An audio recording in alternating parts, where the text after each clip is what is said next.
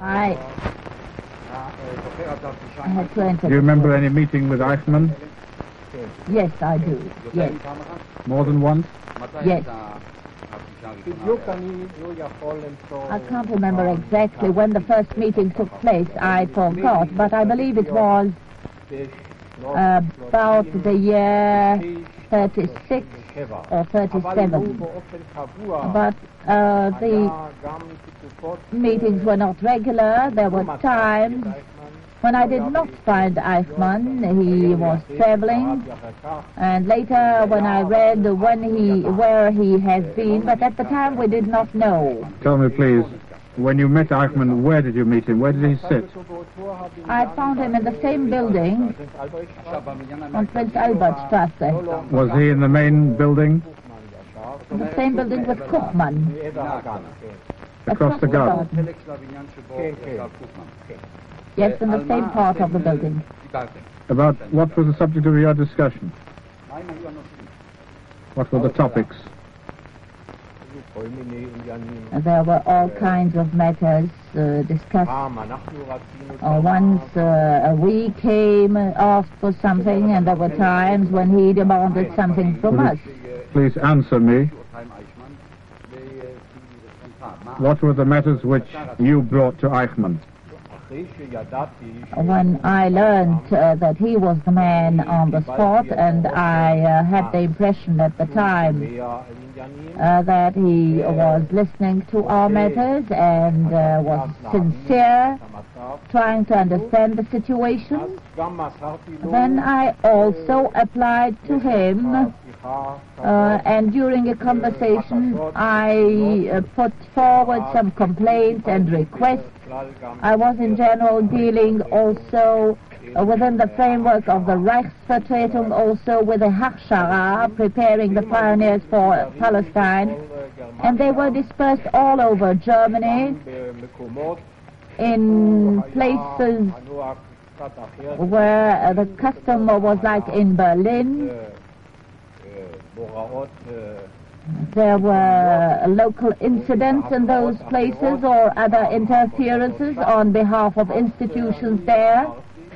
And then I came to Eichmann and said that this could not carry on. If we want to carry on our job, this has to stop, and requested that he intervene to arrange the matters.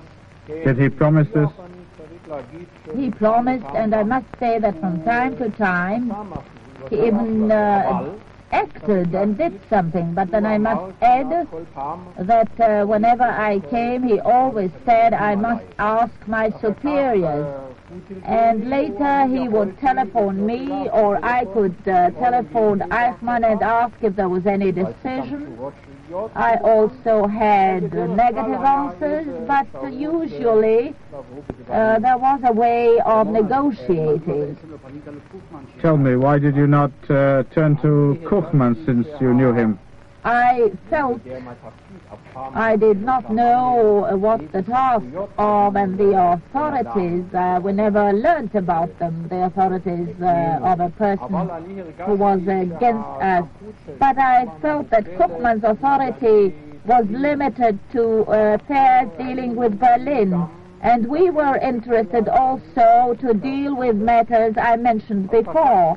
That is why I thought that this was the way to influence other institutions with which I had no contact. I understand. What were the things that he wanted from you? In what matters did Eichmann show interest? Did he summon you at times? Yes, he did summon me, but this was also connected with a matter. Let's say we applied for a certain privilege for an emissary from Palestine to come to Berlin, and handed in an application regarding this matter. I was called to his office to hand in information about the man, and besides I had the impression that he was after something. He wanted to learn something, the details of a certain matter.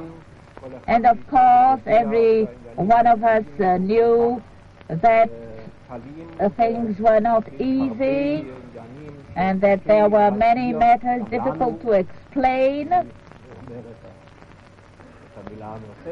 even to us, and he asked me what they were. I had to explain to him, for instance, what is the question of the Orthodox were not within the official framework, what is the meaning of the various Zionist parties, the Laetzion. He especially showed special interest in these organizational matters. Such matters. What was the impression you had? From the gate, I remember the grotesque manner. He did not know how to refer to us, and he stammered and said, here are the gentlemen from Berlin. He wanted to say, he wanted to use another word, but this was on the ground floor on the left hand. There was a large room, and there Eichmann was sitting. Did you see him immediately? Yes, I did. Will you please tell the court of the impression you received from him at this meeting? No, this was not the last meeting. There were more meetings with Eichmann. And I remember that immediately I told my colleagues that I did not know and that I was ashamed of the change in this man. How was this change express itself? His whole approach. I thought this was a low official, a clerk, fulfilling his duty, sending in reports, etc.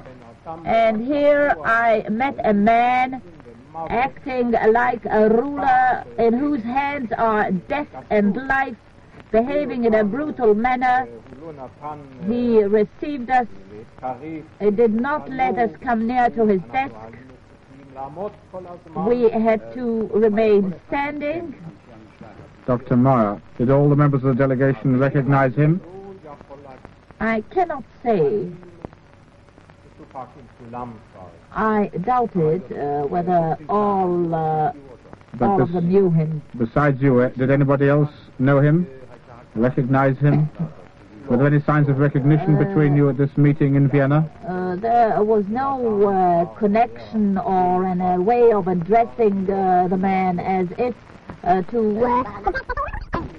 he passed us through the whole building and comes out without property, without any privileges, except a passport with the instruction you must leave the country within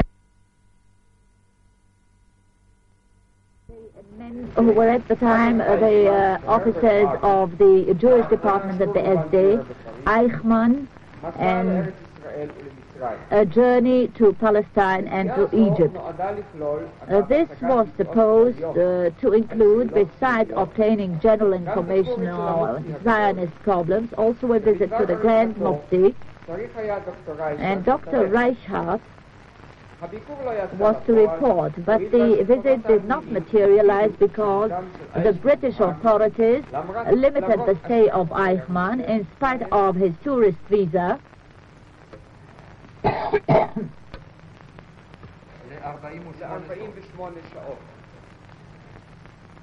The stay was limited to 48 hours.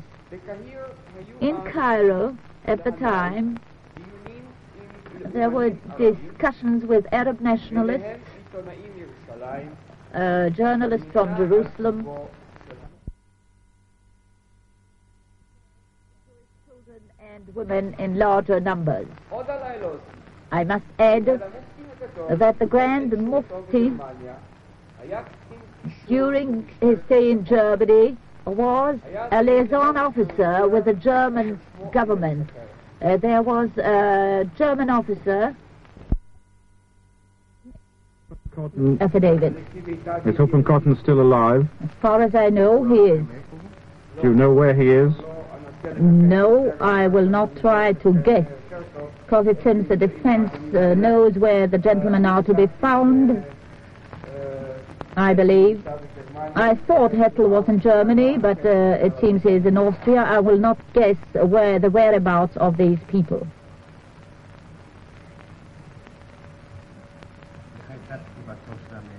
What was the reaction of the accused to this? He confirmed.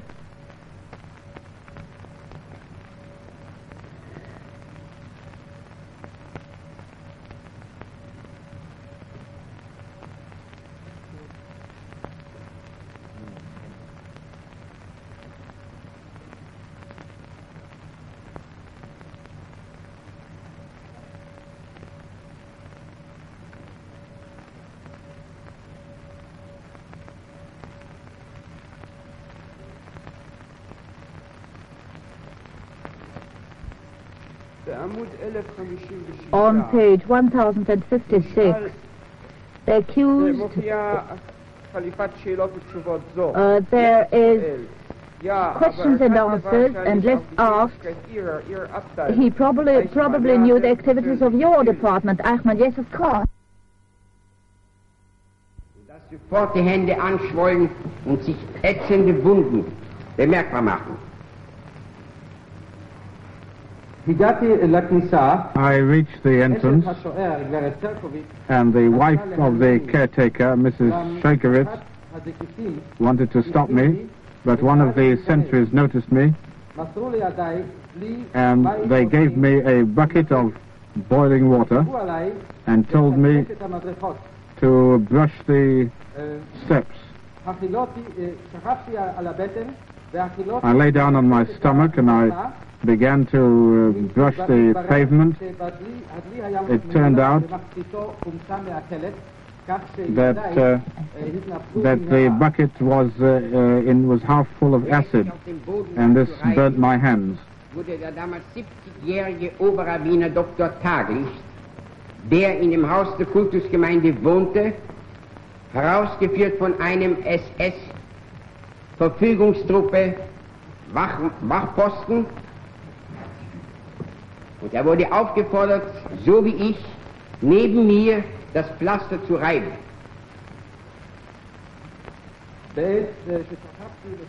And while I was lying down on my stomach doing this job,